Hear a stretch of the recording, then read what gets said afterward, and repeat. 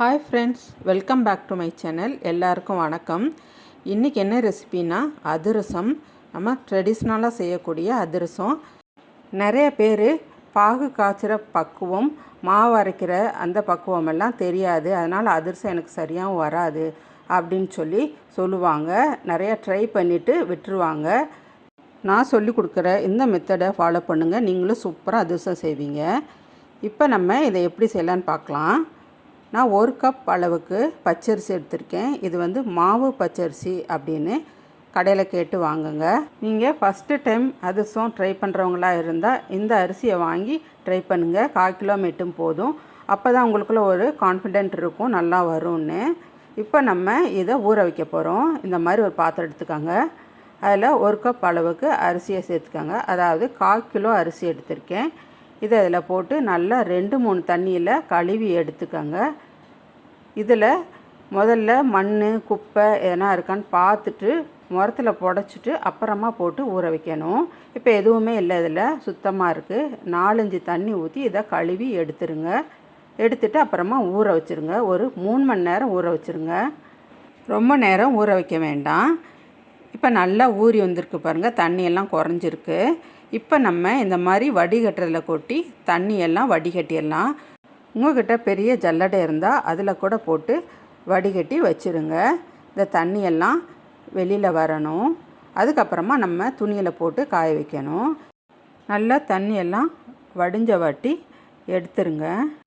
கையில் இப்படி பார்க்கும்போது பாருங்கள், நல்லா வடிஞ்சிருக்கு தண்ணி. இப்போ இதை ஒரு வெள்ளை துணி எடுத்து இந்த மாதிரி பரப்பி விட்டுருங்க. இனி மிச்சம் இருக்கிறதெல்லாம் இந்த துணி இழுத்துக்கிறோம். ஈரப்பதத்தை ரொம்ப காயவும் விடக்கூடாது, ஈரப்பதம் இருக்கணும் அரிசியில். இப்படி கையில் தொட்டு பார்த்தீங்கன்னா இப்போ 1-2 ஒட்டணும், தண்ணி ஒட்டக்கூடாது, ஆனால் ஈரம் இருக்கணும். இந்த பக்குவம் போதும். ஃபேன் காற்றுலலாம் காய வைக்காதீங்க, சும்மா நார்மலாகவே கிச்சனில் வச்சு இப்படி பரப்பி வச்சுருங்க வெள்ளை துணியில். இப்போ இதை நம்ம அரைச்சிக்கலாம் மிக்சியில் போட்டு. அரிசி மிக்சி ஜாரில் 2 தடவை போட்டு அரைக்க போகிறேன். கொஞ்சம் கொஞ்சமாக எல்லா அரிசியும் போட்டு அரைக்கலை நான். ஏன்னா இந்த ஏலக்காயும் சுக்கு இதில் போட்டு அரைக்க போகிறேன். பவுட்ராகணுன்றதுக்காக அரிசியோடு சேர்த்து அரைக்க போகிறேன் இதில். இப்போ சுக்கு கொஞ்சம், ஏலக்காய் 3 போட்டிருக்கேன். சுக்கை தட்டி போட்டுக்கோங்க. தட்டி போட்டு அரைச்சிருங்க. உங்கள்கிட்ட தனியாக அரைச்ச சுக்கு ஏலக்காய் பொடி இருந்துச்சுன்னா இந்த அரிசியை ஒரே ட்ரிப்பாக போட்டு அரைச்சி எடுத்துக்கோங்க. பாருங்கள், நான் அரைச்சி எடுத்துட்டேன்.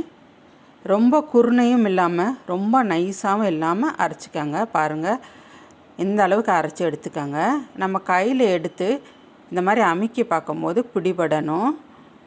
இந்த அளவுக்கு ஈரத்தன்மை இருக்கணும் இந்த மாவில், அப்போ தான் நல்லா வரும் அதிரசம். நீங்கள் கையில் பிடிச்சி பார்த்துக்கலாம். தனித்தனியாக அரைச்ச மாவை ரெண்டையுமே ஒன்றா கலந்துட்டு தான் உங்கள்கிட்ட காமிக்கிறேன் இப்போ அரைச்ச மாவை. இப்போ நம்ம இதை வச்சு பாகு காய்ச்சிட்டு இதை மிக்ஸ் பண்ண போகிறோம். இந்த மாவை வேறு பாத்திரத்தில் கொட்டாமல் இதுக்குள்ளேயே வச்சு நல்லா அமுக்க வச்சுக்கிறேன். கொஞ்சமாக மாவு இருக்கனால இதிலையே அமுக்க வச்சாச்சு. ஈரத்தன்மை போகாமல் இருக்கிறதுக்காக வச்சுருக்கேன். இதில் நீங்கள் நிறைய அளவு செய்யும் போது ஈர அரிசியை மிஷினில் கொடுத்து அரைச்சிட்டு ஒரு பாத்திரத்தில் கொட்டி ஒரு வெள்ளை துணி போட்டு மூடி வச்சுட்டு நீங்கள் சர்க்கரை பாவு காய்ச்சலாம்.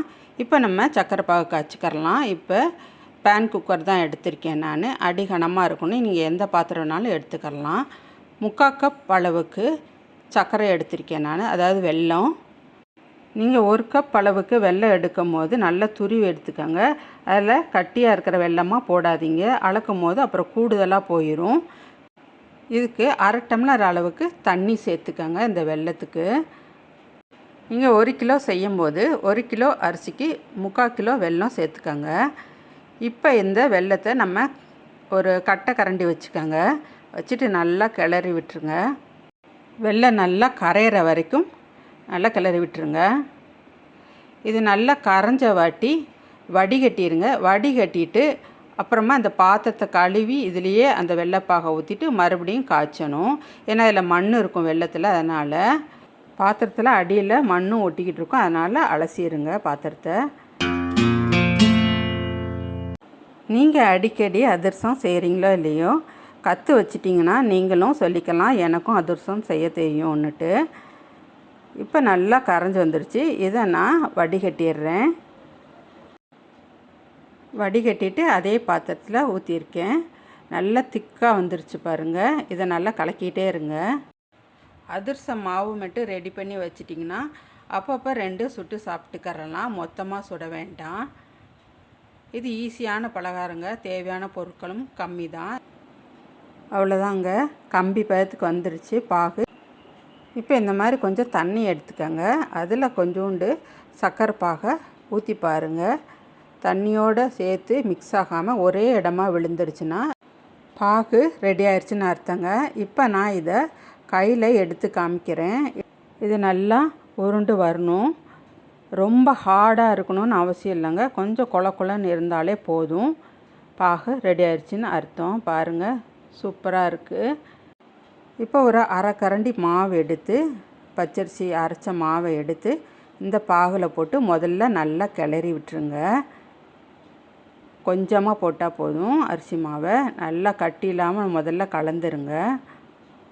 ஸ்டவ்வை நான் ஆஃப் பண்ணிட்டேங்க. ஆஃப் பண்ணிட்டு தான் போடணும். இப்போ கொஞ்சம் கொஞ்சமாக அடுத்த மாவை சேர்த்து நல்லா கிளறி விட்டுருங்க, கட்டி இல்லாமல். இப்போ நான் அடுத்து இன்னும் கொஞ்சம் சேர்த்துருக்கேன் மாவு. இப்போ எல்லா மாவையும் சேர்த்துட்டு கிளறிடுறேன். கிளறியாச்சுங்க, எல்லா மாவையும் நான் போட்டுவிட்டேன். இப்போ அடுத்ததாக நம்ம நெய் தான் சேர்க்கணும். இதில் பாகு ஆறுறதுக்குள்ளேயுமே சூட்டோடையே இந்த மாவெல்லாம் போட்டு நல்லா மிக்ஸ் பண்ணிடணும். மீதமுள்ள மாவையும் நல்லா போட்டு கிளறியாச்சு. அவ்வளோதாங்க, சூப்பராக ரெடி ஆயிடுச்சு. இனி அடுத்து இதில் 1.5 ஸ்பூன் அளவுக்கு நெய் சேர்த்து கிளறிடுங்க. இந்த சூட்லேயே இலகிரும் நெய். இப்போ 1 ஸ்பூன் போட்டுட்டு அரை ஸ்பூன் சேர்த்துக்கிறேன் நெய்யை. மாவு காஞ்சி போகாமல் இருக்கிறதுக்கு இதை மிக்ஸ் பண்ணிடுங்க. நல்ல வாசனையாகவும் இருக்கும். இதை மறுநாள் தாங்க சுடணும். ஒரு டப்பாவில் போட்டு அடைச்சி வச்சுருங்க இந்த மாதிரி. இப்போ மறுநாள் பாருங்கள் எப்படி செட் ஆகிருக்கு. நம்ம கிளறி வச்ச அதிரச மாவு திறக்கும் போதே நல்லா வாசனையாக இருந்துச்சுங்க, நெய் வாசனை. இப்போ நான் எடுத்து காமிக்கிறேன் பாருங்கள். நம்ம ஊற்றின தண்ணி அளவும் சரியாக வந்திருக்கு. இப்போ இதை தட்டி எண்ணெயில் போடுற வேலை தாங்க. அவ்வளோதான், ரொம்ப சுலபமாக செஞ்சிடலாம். பாருங்கள் எப்படி இருக்குன்னு. இந்த மாதிரி ஒரு வாழை இலையை எடுத்துக்கோங்க. இல்லை உங்கள்கிட்ட பட்டர் ஷீட்டு இல்லைன்னா எண்ணெய் கவர் உள்பக்கமாக கட் பண்ணி வச்சு அதில் கொஞ்சம் கொஞ்சமாக மாவை எடுத்து தட்டிக்கோங்க. இதுக்கு முன்னாடி உங்களுக்கு தேவைப்பட்டால் எள்ளு சேர்த்துக்கோங்க. நான் பாதி மாவில் எள்ளு பாதி எள்ளு இல்லாமல் சேர்த்துருக்கேன். இப்போ தட்டிடுங்க. ரொம்ப மெல்லிசாக இல்லாமல் ரொம்ப கனமும் இல்லாமல் பார்த்துக்கோங்க. எண்ணெயும் ரொம்ப சூடாக இல்லாமல் பார்த்துக்கோங்க. மிதமான சூட்டில் போட்டு எடுத்துக்கோங்க. இந்த மாதிரி மேலே எலும்பி வரும்போது லேசாக எண்ணெய் அது மேலே தெளித்து விடுங்க. மெதுவாக நல்லா ஒப்பி வந்துடும். உங்களுக்கு கலர் எந்த கலர் வேணுமோ அந்த மாதிரி எடுத்துக்கோங்க. ரொம்ப ப்ரௌனாக இருந்தாலும் எடுத்துக்கோங்க, இல்லை லைட் கலராக வேணுனாலும் எடுத்துக்கரலாம். திருப்பி திருப்பி போட்டு வேக வச்சு எடுத்துக்கோங்க. பாருங்கள், சூப்பராக வந்துருச்சு. நல்லா சாஃப்டாக, நல்லா பிக்கும் போதே கையில் பிஞ்சு வந்துடும். வாழை இலை அச்சு அப்படியே விழுந்திருக்கு பாருங்கள் அதிரசத்தில். இந்த மாதிரி ஒரு பிளேட்டில் போட்டுக்கோங்க. நம்ம உருளைக்கிழங்கெல்லாம் மேஷ் பண்ணுவோம் இல்லைங்களா, அந்த மாதிரி ஒரு ஸ்டிக்கை எடுத்து இந்த மாதிரி லேசாக அமுக்கி விட்டுருங்க. எண்ணெயெல்லாம் வந்துடும், எக்ஸ்ட்ரா இருக்க எண்ணெயெல்லாம். அவ்வளோதாங்க, ரெடி ஆயிடுச்சு அதிரசம். இன்னொரு அதிரசமும் நான் போட்டு காமிக்கிறேன். எண்ணெயை நல்லா தடவிக்கங்க. மறுபடியும் மாவு ஒட்டாமல் இருக்கிறதுக்கு இந்தளவு எடுத்துக்கோங்க. நான் கொஞ்சம் பெருசாகவே போட்டிருக்கேன். உங்களுக்கு சின்னதாக வேணுன்னா கொஞ்சமாக மாவு எடுத்து தட்டிக்கோங்க. இந்த மாதிரி தட்டிட்டு எண்ணெயில் போட்டு எடுக்கணும் ஒவ்வொன்றா. அவ்வளோதாங்க, ரொம்ப சுலபமாக அதிரசம் நீங்களும் செய்யலாம். ரொம்ப ருசியாக டேஸ்ட்டாக இருக்குங்க. நீங்களும் கண்டிப்பாக ட்ரை பண்ணுங்கள் வீட்டில். இந்த அரிசியில் ட்ரை பண்ணிவிட்டு அடுத்து ரேஷன் அரிசியில் நீங்கள் ட்ரை பண்ணலாம். பாருங்கள், இந்த மாதிரி தெளித்து விடுங்க எண்ணெயை மேலே. சூப்பராக வந்துடுச்சு பாருங்கள்.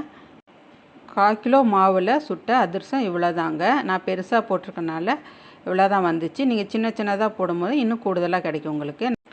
இப்போ இதை கையில் பிச்சு காமிக்கிறேன் பாருங்கள், எவ்வளோ சாஃப்டாக நல்லா இருக்குன்னுட்டு. இங்கே பாருங்கள், சூப்பராக வந்திருக்கு பாருங்கள். உள்ள கலரும் நல்லா இருக்குது. எள்ளு பாதி சேர்த்துருக்கேன், பாதி சேர்க்காமல் சுட்டிருக்கேன். இங்கே பாருங்கள், சூப்பராக இருக்குது கலரு. இது மாதிரி நீங்களும் கண்டிப்பாக ட்ரை பண்ணுங்கள் வீட்டில். இந்த வீடியோ உங்களுக்கு பிடிச்சிருந்துச்சுன்னா லைக் பண்ணுங்கள், ஷேர் பண்ணுங்கள், கமெண்ட் பண்ணுங்கள். தேங்க்யூ.